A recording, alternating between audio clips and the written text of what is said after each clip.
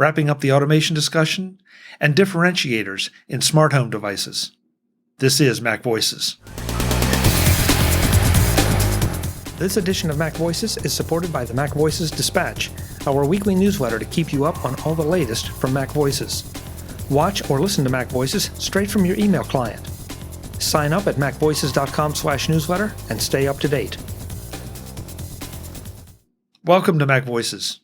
This is the talk of the Apple community, and I'm Chuck Joyner. Folks, this is part 2 in a Mac Voices live conversation that started out, we thought, with what would be a short conversation about Mac and iOS automation, and got into something a lot deeper. We wrap up that part of the conversation and then start talking about some of the things that maybe didn't make the keynote stage, but we felt were equally important, maybe more important than the things it did, and also start a conversation about differentiating smart home devices. So let's go right back and let the panel do the talking. I think we will see more come to this, mostly because it's sort of more worth it if you can do it for both your iOS app and your macOS app. Or, I think like if you maybe only had, if you had an app that's available on both platforms, and maybe you didn't spend a lot of time on building any of the intentions or any of the shortcut abilities in the iOS version, because I don't want to have to build it in the iOS version. It's not going to do me any good on the Mac version. But now that you can do it for both, maybe there's an opportunity there that people will see, there is a benefit to spending that time, because now I will have it on iOS, but I will also have it on macOS. And that makes it more interesting to me and more worth my time to be a thing that I'm going to develop. You know what I mean? So I think it's possible that this is going to just get more popular, and that all this is going to do is increase adoption of shortcuts, particularly for people who are huge shortcuts fans on iOS who also have Macs and are super familiar with how it works and how to put a shortcut together and what kind of things you need to do and what makes a good shortcut. That's going to be a thing where I think this summer we're just going to see a wave of, I'm being really optimistic, but I think we're going to see a wave of people saying here's all the interesting things you can do now that you have AppleScript to back up all of the stuff that you're doing in shortcuts. So, yeah. David, you've been awfully quiet here, and I don't want to leave the shortcut discussion without getting your thoughts, because I saw a comment you made in our private chat here and I'm definitely not in the Brittany and Andrew camp, but I feel like I'm a little closer to your camp. Okay, so I don't feel so outnumbered here. I mean, I've dabbled in shortcuts. I use them on iOS. I have a few of them. I'll go to Mac Stories. Federico Vertucci's got amazing archive of shortcuts to play around with and try to look at. In fact, I was going to go back on my bookshelf. I have Sal Zagoyan's AppleScript book behind me here that's been sitting on my shelf probably for the last 10 years, probably, and wanted to learn more about it, and just it ended up back on my bookshelf. So I mean, there's a lot of benefits to it. A lot of things I'd like to learn more about. Working in the enterprise, I have to learn more about PowerShell, because PowerShell's on the Windows side is and the Mac side for that matter, but PowerShell does work on Mac. There's a lot of automation that we do to make things easier to manage things, and I'm sure Kelly can attest that too with some of the things she works on.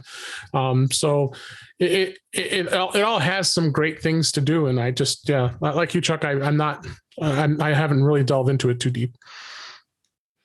Yeah, I keep finding little things that I feel like will benefit me, and when I do apply shortcuts to them, it's this is great. My problem, I think like a lot of people, is just recognizing that I do these 3, 4, 5 step things, 6, 7, 8, 9, 10 step things on a pretty consistent basis, right, and don't really even think about it, because that's just the way I've done it. And I need to recognize now that if I take just a little bit of time, if I take 10 minutes to half an hour and figure out a shortcut for this, then I save all that time every time I do it. Yeah. It's not a small thing. The other benefit is once you've got it in, it won't ever make a mistake. It'll be done correctly every time. So that's the other big benefit of automation. Sometimes that's even a bigger benefit, where even if it takes you so long to create the thing that, it's going to take you a long time to pay back the savings, but the fact that it's playing back accurately and you don't have to worry about, how did I do that again? Just press the button. Yep. Yeah. Let's move on from shortcuts, because we didn't. This is a topic that keeps coming back, and there's a lot of interest here by the panel, and I let it go, folks, in the chat room, and for those of you listening, because think about what just happened here. We had one person say that shortcuts on the Mac may change his purchase decision. We're hearing about efficiencies. We're hearing about the programmer's view, and we also hear now that shortcuts will tie in with Apple scripts, and Apple scripts are hugely important to a lot of industries out there and a lot of industrial users for a whole lot of things. So the fact that, first of all, it's not going away is great news. Second, the fact that it may be even a little more accessible through shortcuts is even better news. So I think we'll be coming back to this on a pretty regular basis. I did want to just let us touch on WWDC keynote now that we've had a full week, a little bit better than a week to digest everything. And Frank, you said something about that you saw a video with all these things that, we didn't really pick up on initially. So to the group, anything that has come up in the last week that really rattled your chain and said, wow, this is going to make an impact for me. Beyond just the major announcements? I found that basically I watched one on iPad OS, iOS, and Mac OS. It was on Zone of Tech. And it wasn't like, it was strange because there wasn't anything major. It's like I was saying about the thing about the dictating. The interesting thing that they kept going on about was, Apple was showing us all this other stuff. Why didn't they show us all the things they sort of fixed? Stuff that we've wanted. But for some reason, Apple. Keynote. Yeah, that's true. Yeah, but neither does not showing up with hardware that everybody thought was going to be there. They would have been better. I think there would have been less damage. If they had pushed that, look, we've fixed this stuff, we've tweaked it, we finally oiled it, we changed the spark plugs on it. It's running fine now. Unfortunately, the car hasn't arrived. And this is the first time in history that everyone has agitated for Apple to do a thing that Apple didn't do. The first time in history. That's absolutely not true in any way, shape, or form. I feel like for those listening to the podcast, you could not hear Kelly's hair flying in the breeze. We got to get shaking her head. Hey, Dave, get your sound effects going. Get Steam Deck going. Frank, I hear what you're saying, but I agree with Jay's comment, but even more so, we already had a 2-hour keynote.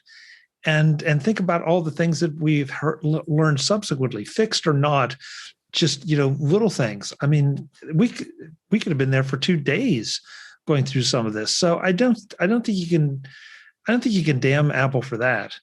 I think that's just part of the game. That okay, so we do a revision to an app and we fix this.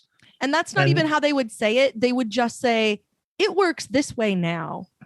Yes. You're welcome, as opposed to like it used to be broken and we fixed the broken part. And so here's your fix. That's never going to be anything Apple's ever going to say in one of those kind of events, like ever. It doesn't matter what one it is. It's never going to be, we fixed this thing. It's going to be, you have this now. When you click on this button, nothing crashes. Like they're never going to say it like that. It's going to be like, you do this, you're welcome. I've got one that's like a really tiny little touch that I super appreciate. I don't want anyone to like choke on anything, but I actually use my phone as a phone fairly often. And I have been guilty of brushing my arm past my pocket and going on mute and not knowing it. It now makes a sound when you mute and unmute. Well, I know it. Oh. Yes. How about pocket FaceTiming? Did they fix that? I've never actually done that. but I have done the mute thing, and so now it makes a sound, and it's one of those like, well, duh things that Discord does, but it was something that they learned from a competitor and brought it in, and I really appreciate it. Wait a minute. First of all, you're talking about the beta, Brittany? Yeah. Okay. On iOS 15. So, it's a thing they added to iOS 15 that nobody tooted a horn about, but it didn't make it on stage. Yeah. Okay. So, and it has improved my life already today. So what you're saying is that if you're talking to me and you hit mute, you get a tone. I don't get a tone because that you don't get a tone. I get a tone. You get a tone. I've got a chance of knowing that they're not hearing my rant for the next 15 minutes. Yeah. That's cool. Yeah, it's nice. So, I think you'd said like that was the thing, and that was one that I it's as if people at Apple actually use their own stuff. Like this is the which first. Often isn't the case. In 2020, people actually resorted to making phone calls on their iPhones and went, "Wow, we got to fix this," and so now it's fixed, right? One that I noticed was that split screen and slide over are going to be much easier to use, which right now is a giant pain in the foot. We'll say. Foot, yeah, that's it. But it's a huge hassle to try and get into split screen mode, to get into slide over mode, and they've got the little drop down at the top now, so you can just tap on that and do it a lot more easily than you can do it in iOS 14. And I'm very excited to get a good look at that and start using it, because I think it's going to be something I really appreciate. So that's something that I'm definitely looking forward to. Yeah, that was in the keynote. That's a thing that is like a fix, but they never really talked about like, we made it less dumb to do this thing that is currently stupidly complicated. Like, it's just, look at this, look what you can do now. And it's great. The thing that I thought was the hugest thing in iPadOS was the thing that they literally said and then never showed and never made mention of the rest of the keynote, which was drag and drop has come to iOS. And now we're going to talk to blah, blah, blah about the blah, blah, blah, blah. And like, whoa. Drag and drop? But like that was literally like the entire sentence was drag and drop is now on iPadOS. And that's all they said. Yeah. You know what I've heard them talk about a lot? Oh, I'm sorry. I thought they showed that in the keynote. They showed it between iOS said drag and Mac. drop. No, they showed it drop, and that was going from one app to another within iOS. But that was honestly, I don't know how to do it, and I'm on it. It was as they said, and drag and drop has come to iOS, and then that was it. That was like all the mention of it. There was no how they it showed works or anything. They showed Andrew, doing I'm it. not drunk. That's really. I think that was with Universal Control. They had the drag a thing over to another thing. That was a different thing. But I remember seeing them dragging a file or something and dropping it. Yeah. I don't remember seeing it, but I just did it. There was so cool. much. It was just like that keynote was packed. Yeah, it must have been Universal Control, which I thought was completely a game changer. But I was confused because both iOS and iPadOS have had drag and drop for a while, but that's just on their own separate. But only within an app. So now within its own app. Now it allows you to drag it from one app to another. It had to be in the keynote because that's the only way I would know about it. Mm-hmm. I tell you, the thing that got me though is when they showed that they dragged from an iPad through a MacBook to an iMac. Yeah. Now, other than geeks, who own all those? Well, everybody has an old iMac or an old laptop, and it's sitting in the garage, and a slightly less old either iPad or current Mac, and then a current Mac. Like lots of people have that, so it's possible. Frank, this is a developer conference. We all have that. Yeah. Oh, okay. Yeah. There's a thanks. Lemon in the wound. Well, that's one of those moments that I think sort of reminded people it was a developer conference, because this event has morphed over the years into something slightly different as the entire world tunes in to see what the next version of macOS and the next version of iOS are going to look like. Like this didn't used to be the thing that it is now. The iPhone changed that. Like, I think we can draw a pretty clear line in that sand, but like it didn't used to be a thing that anybody really cared about, except that in the olden days, when you had to stream the announcement over a dial-up connection, dial-up, You heard me. Ask your parents. When you had to use a dial-up connection to look at the stream, then you ended like that was when we used to get new laptops, because we used to get new software in January and new hardware in June. That used to be the rule, like such as it was. And, and then eventually, like with the iPhone, all of that changed. And so like this has turned into a very different event as more people have become Apple users, whether it was macOS or iOS or tvOS or watchOS or whatever the crap else they were announcing in that 2-hour thing. But it's a very different event than it used to be, because like, I think David, I was talking about it with you on In Touch with iOS, where I was a guest recently, not once, but twice. And we talked about how like they did this Monday, and Tuesday morning, every network morning talk show was talking about, I guarantee it, I didn't watch it, but I guarantee every one of them had a bit about Tim Cook unveiled the new version of operating system for your phone and your computer yesterday. Yeah. And here's the 3 things that you need to know that, you can look forward to when it comes out. Like every one of them. And it used to be that there was nothing. If Apple had burned down one infinite loop, it wouldn't have rated a mention on a morning talk show. And now this is where we are. So it's a very different event than it used to be, which I think also shows in some of the stuff that they choose to give us in the morning keynote, and why sometimes the afternoon event feels so very different than the morning one, because everybody, like the rest of the world, quits paying attention after the morning one is over. Right. And like sort of the real keynote, this is the thing I've heard about DubDub for years. The real keynote is the State of the Union that happens in the afternoon. Actually, I think until last year, the rest of the world couldn't even see the State of the Union. That's true. Yeah. You had to have a ticket. Yeah. No, it's been available on the app for a couple of years. To developers.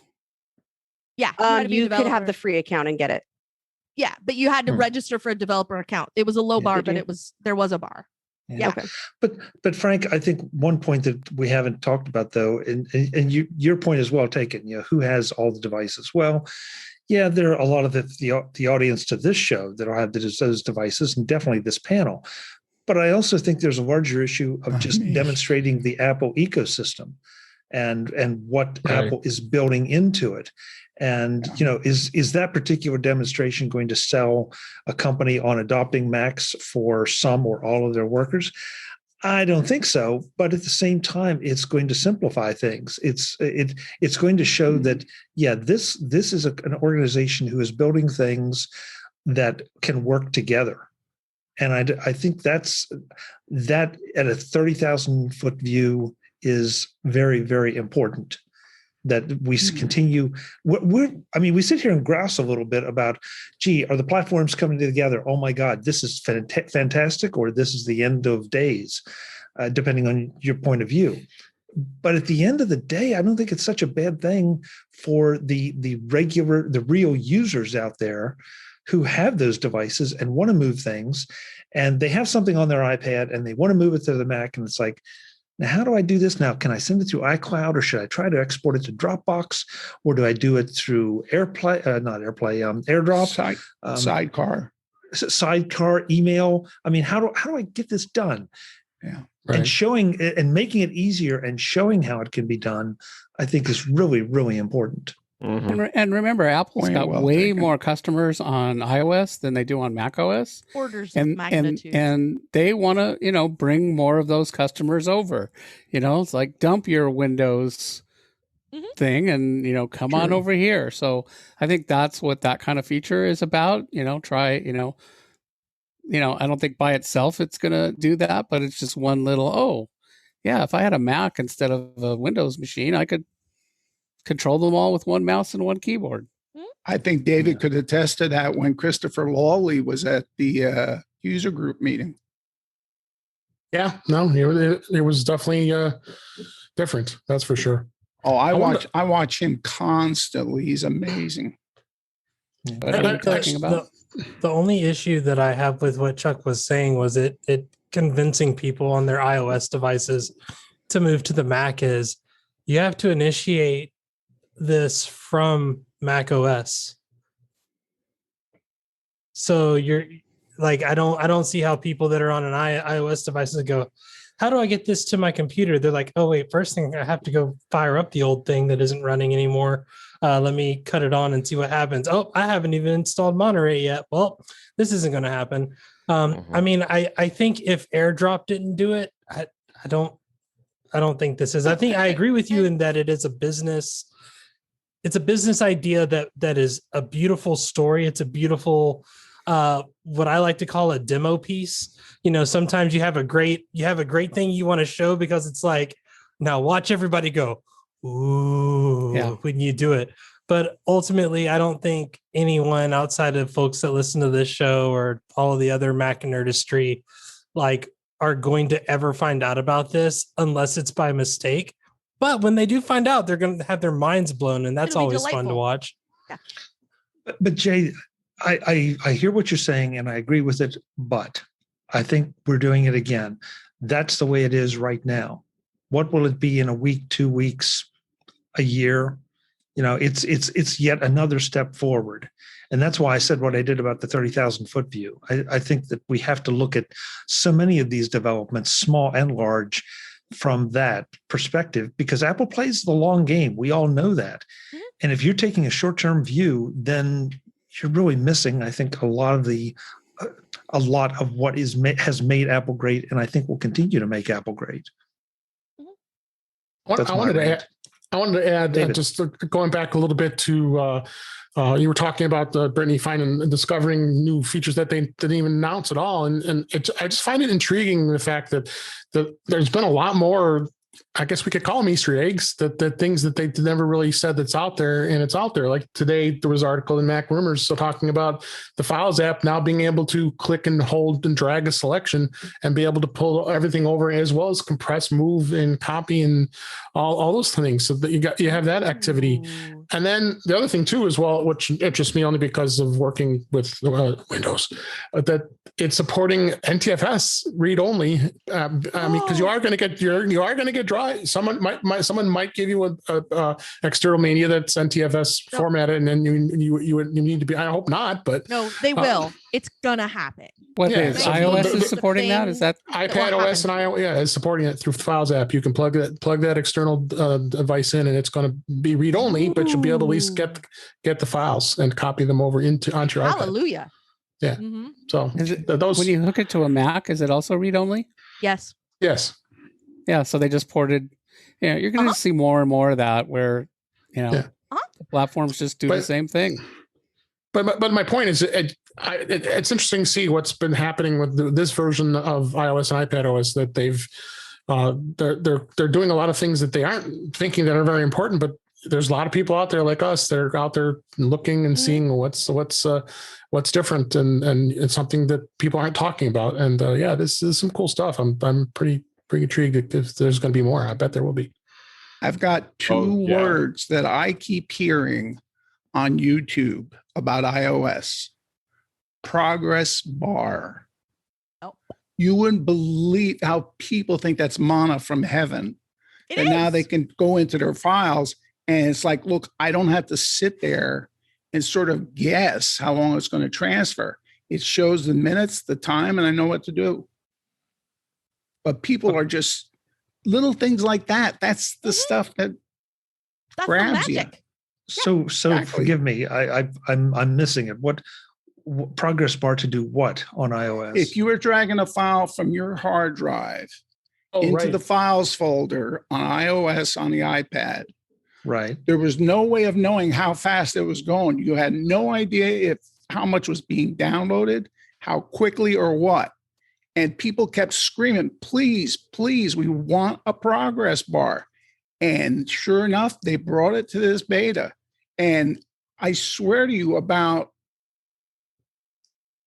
maybe 80% of the YouTube channels I watch who are going over the beta, that to them was the greatest thing. It was the second coming. It's massive. You know when it's done. Like, it's a very, very simple thing that should have been part of the Files app from 1.0 in my estimation. But here we are. And so, like, we finally got it. It's very exciting. It feels copy paste level of like fundamental difference in what I'm getting from the operating system and how I'm able to interact with it effectively.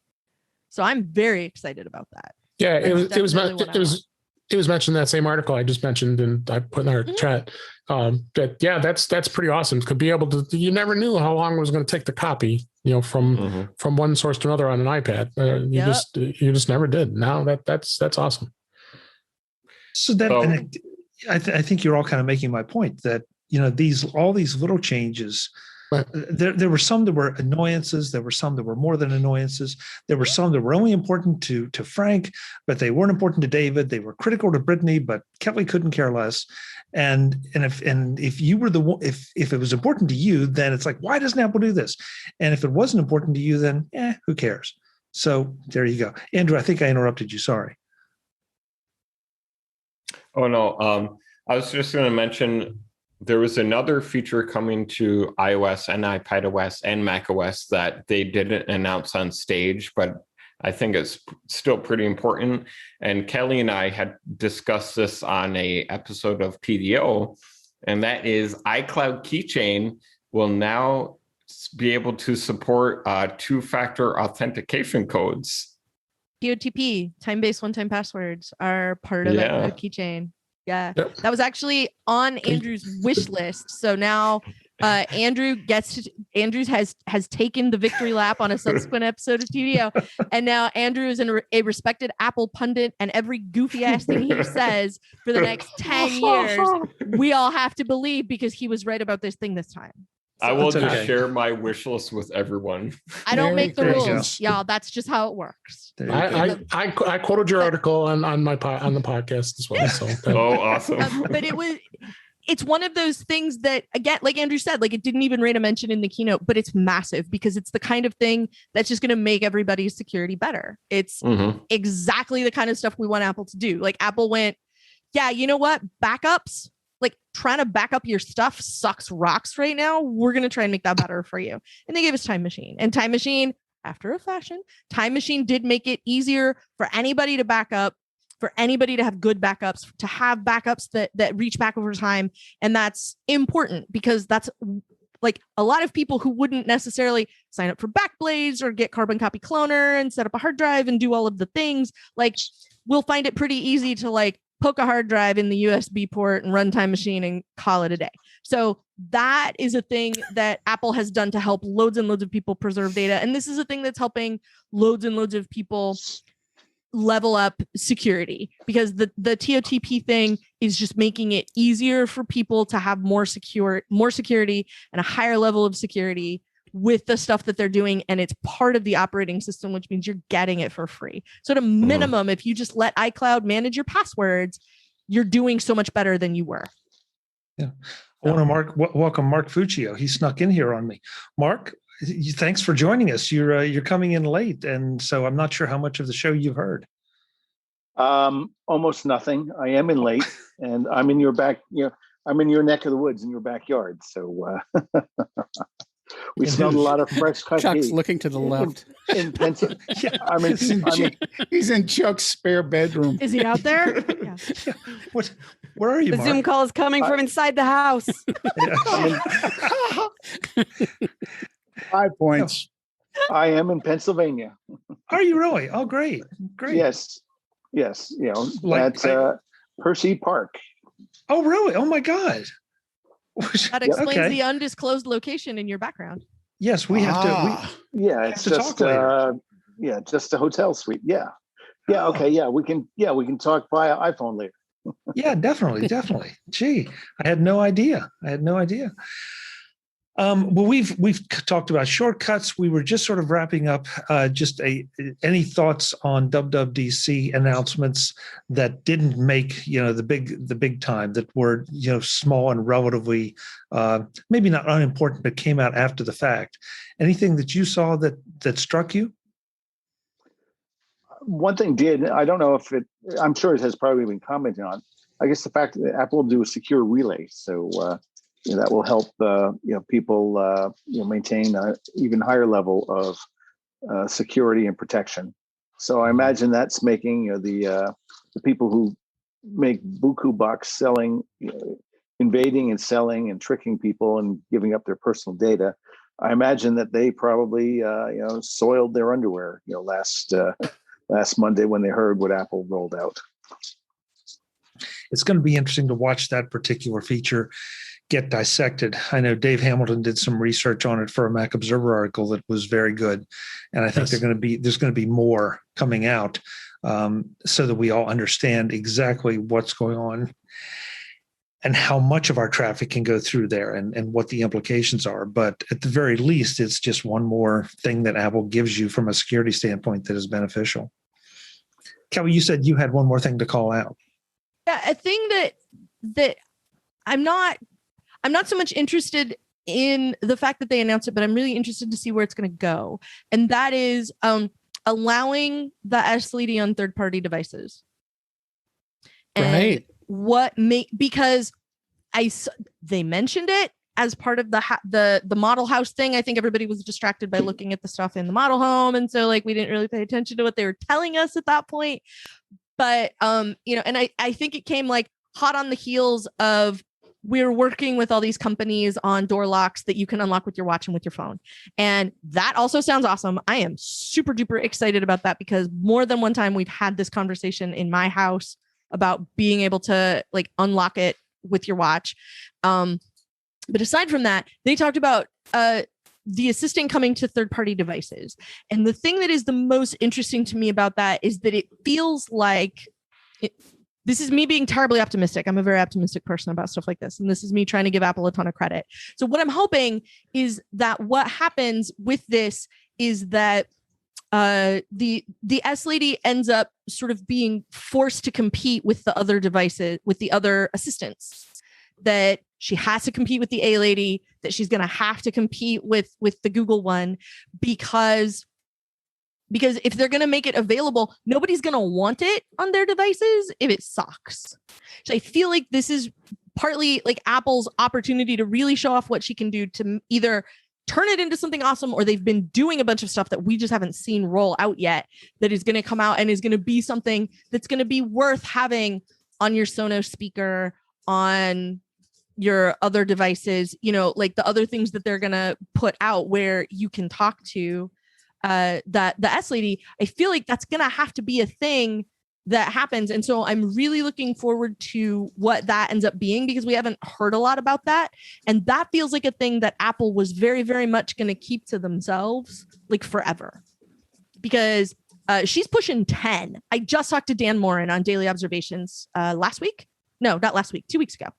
The week before Dub, I had Dan Morin on, and we talked about how she's pushing 10 years old, because this fall she'll be 10 years old. Jeez. And part of why that's notable is because it doesn't feel like she ever went through the revolution that everything else did. Like, she didn't get an iOS 7 style revolution. She didn't get a going to Touch ID from a home button revolution. She didn't get Touch ID to Face ID. Like, there's never been the big change. There's never been the moment when they stop everything in the iOS preview and go, okay, look, we're going to talk about the assistant in your phone and how much more awesome she is and how much better she is at everything than she used to be and how great it is. Like, we've gotten improvements in the voice. We've gotten some improvements in the variety of things that you can ask her.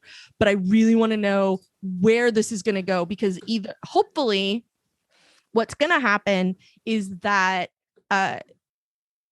it needs to be worth people bothering to integrate it. And I hope that Apple has committed to that and turned it into something that's going to be worth other companies paying attention to and going, yeah, because you can buy a lot of things now that have the other two assistants on them. You can buy things that have an A-Lady and a G-Lady on them, but you can't buy anything that has all three. And now that Apple has done that, I'm very curious to see where that's going to go. Because the thing we got a lot in this keynote was, here's who we're teaming up with to bring you this thing that's awesome. Right. And this is one of the ones I want to see the most. Cletus Heaps in the YouTube chat says smart homes are the Mr. new me, because he was saying Siri appliances.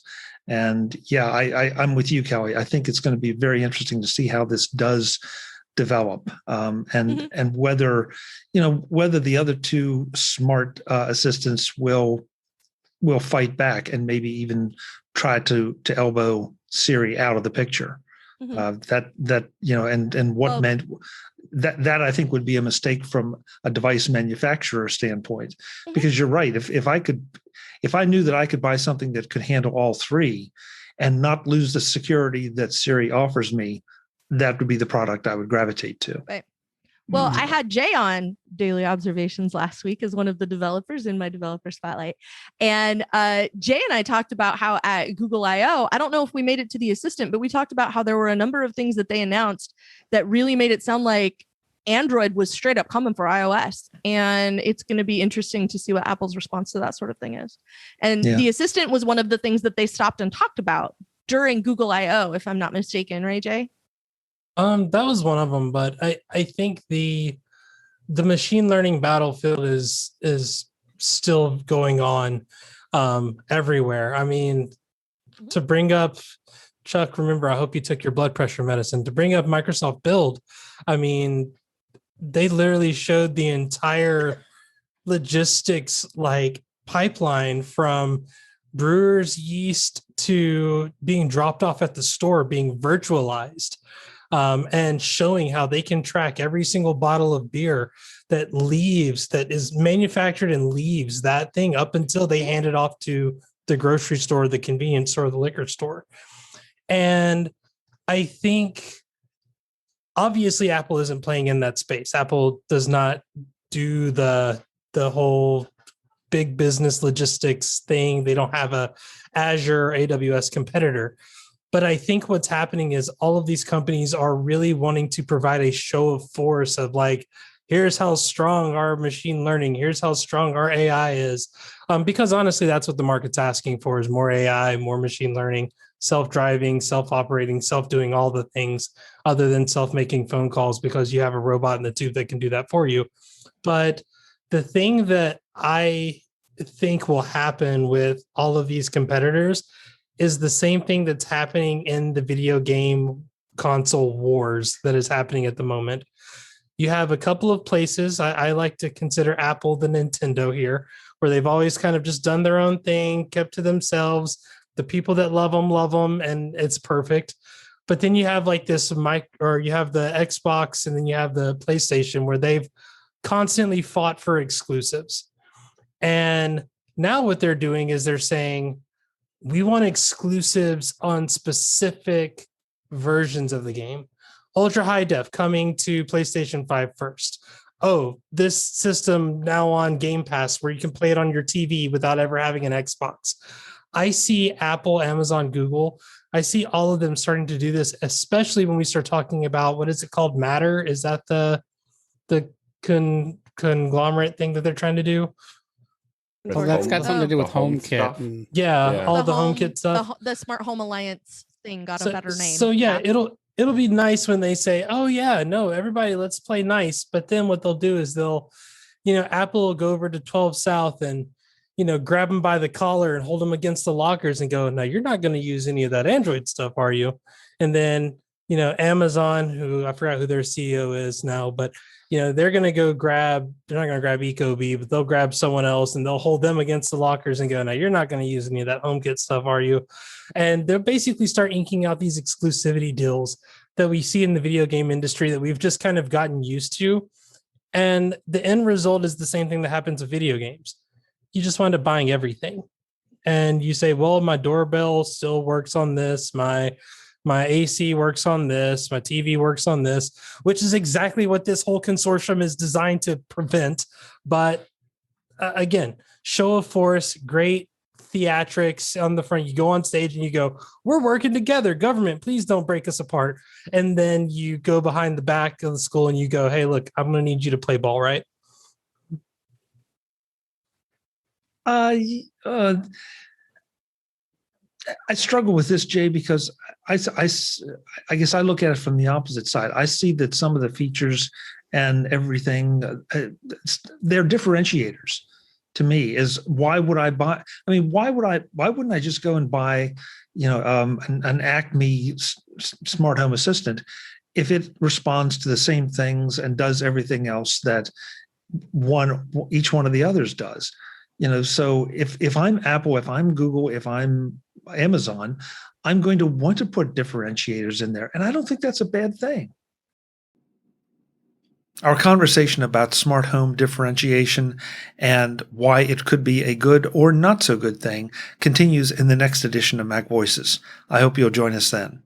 Until then, and as always, I'm Chuck Joyner. Thanks for watching. Visit MacVoices.com for show notes and to connect with Chuck on social media. Get involved in our Facebook group or like our Facebook page, and get more out of your Apple tech with Mac Voices Magazine, free on Flipboard and on the web. And if you find value in it all, consider supporting us through either our Patreon campaign at patreon.com/MacVoices or by making a one-time donation via the PayPal link on our front page and in the show notes of each episode. You will join these fine people who help bring you Mac Voices.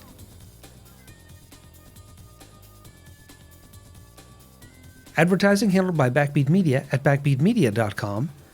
Bandwidth provided by CacheFly at cachefly.com.